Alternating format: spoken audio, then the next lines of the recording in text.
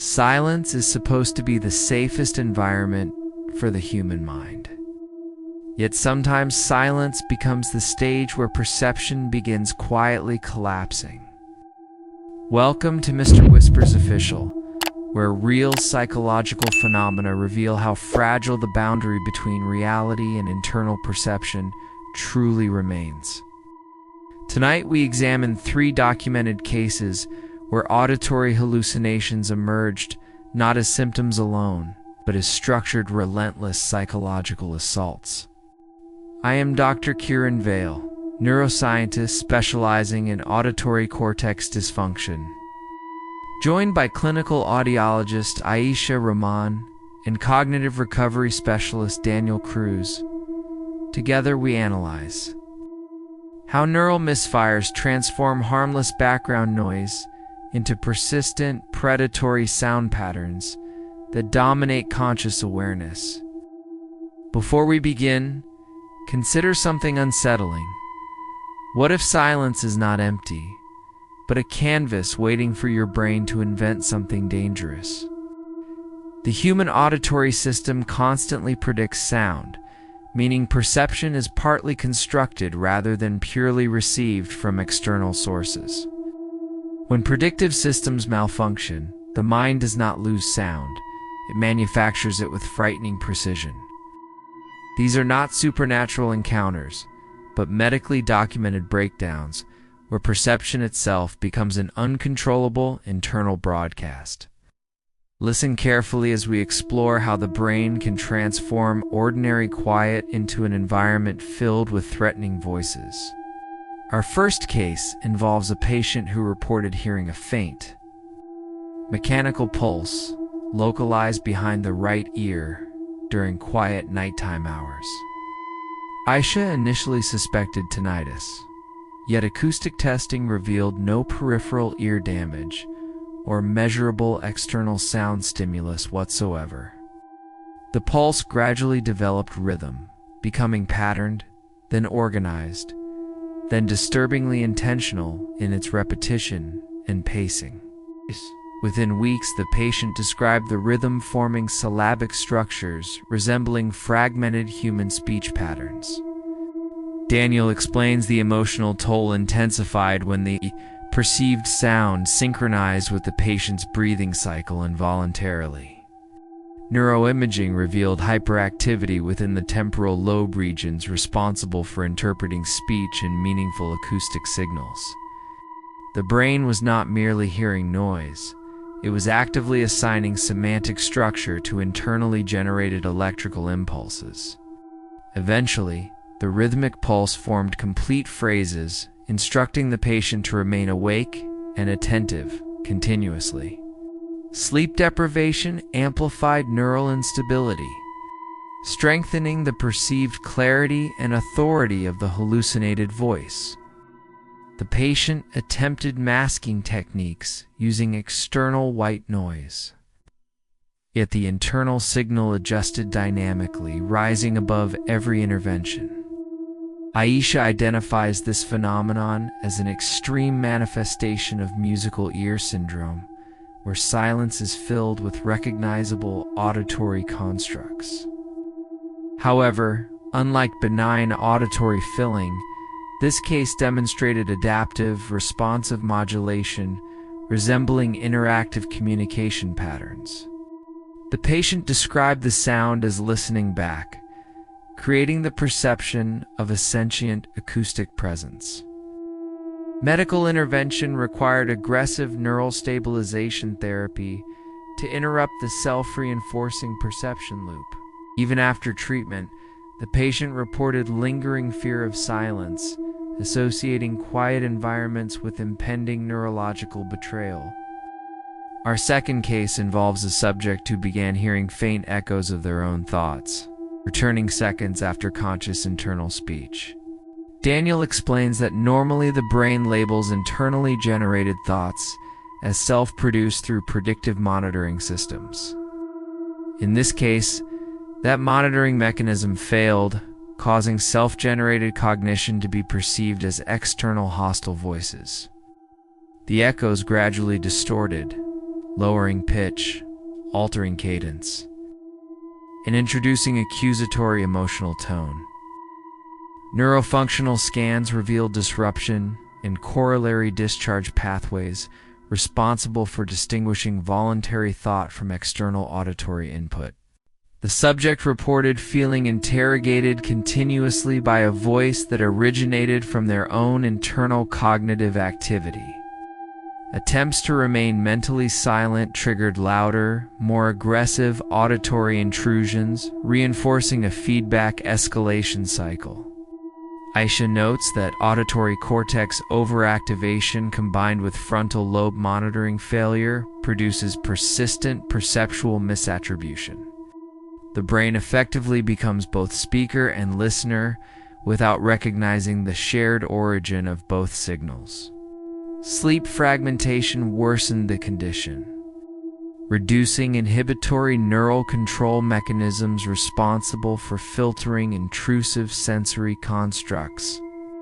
The subject described overwhelming exhaustion from constant internal surveillance by what felt like an external authority. Daniel compares the psychological strain to prolonged interrogation without physical escape or cognitive refuge. Over time, the subject avoided thinking altogether, fearing mental activity would generate further hostile auditory responses. This suppression created additional cognitive stress, intensifying neural instability across multiple processing networks. Treatment required rebuilding the brain's self-recognition circuitry through extended neurocognitive rehabilitation protocols. Our third and most disturbing case began with exposure to a low-frequency industrial vibration, source within a confined workspace. Initially perceived only as environmental background hum, the sound gradually induced persistent physiological anxiety responses. Daniel explains infrasound frequencies below conscious hearing thresholds can stimulate primal fear circuits within the human nervous system. After prolonged exposure, the subject began perceiving structured whispers emerging from otherwise neutral environmental noise sources. Neuroplastic adaptation caused auditory processing centers to permanently associate specific frequency ranges with perceived threat signals. Aisha describes this as maladaptive sensory conditioning, where the brain rewires interpretation pathways through repeated stress pairing. Eventually, ordinary electrical static triggered vivid auditory hallucinations, independent of the original environmental stimulus. The subject reported the sound following them across different locations, detached from any physical source entirely. Neuroimaging revealed strengthened neural connectivity between threat detection centers and auditory interpretation regions. The brain had effectively weaponized neutral sound perception into a permanent anticipatory alarm system. Attempts to eliminate triggering frequencies failed because the neural association persisted. Without external reinforcement, subject described the sensation as being hunted by sound that no longer exists. Physically, long-term exposure resulted in chronic hypervigilance and severe sensory processing fatigue. Medical teams classified the condition as environmentally induced auditory perception restructuring. The hallucinated sound never fully disappeared despite extensive therapeutic intervention. Dr. Vale explains that auditory perception depends on predictive coding, where the brain anticipates incoming sound patterns continuously. When prediction errors accumulate, the brain compensates by generating synthetic sensory data to maintain perceived coherence. Aisha compares this to visual hallucinations produced when the brain fills gaps in incomplete optical information streams. Daniel emphasizes that perception is less passive reception and more active interpretation shaped by expectation and neurological stability. When neural timing coordination falters, internally generated signals become indistinguishable from external acoustic stimuli.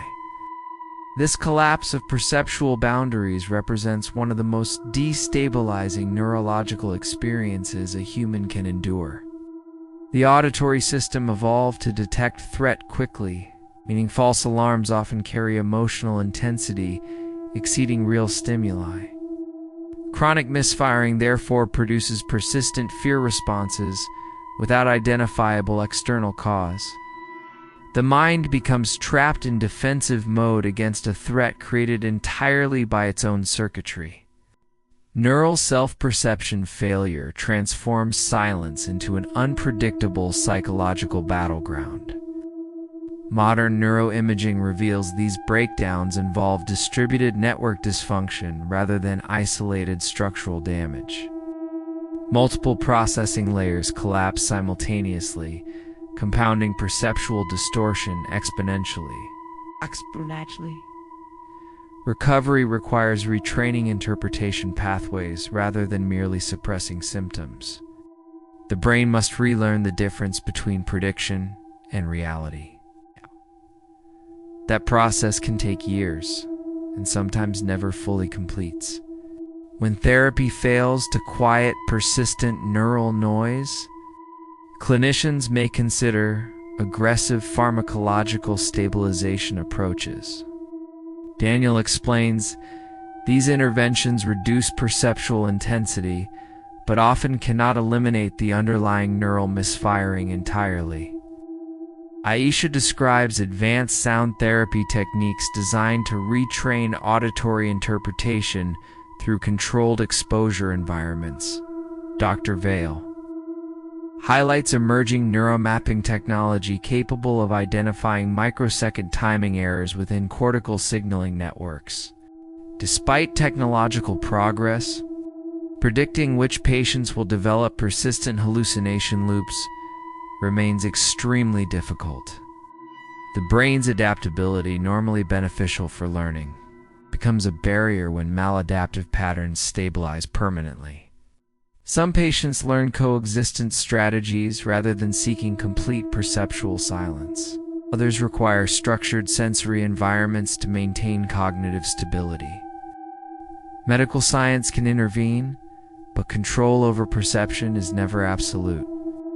The mind retains the capacity to generate sound, even when external reality remains perfectly quiet. This unpredictability represents one of neuroscience's most humbling limitations.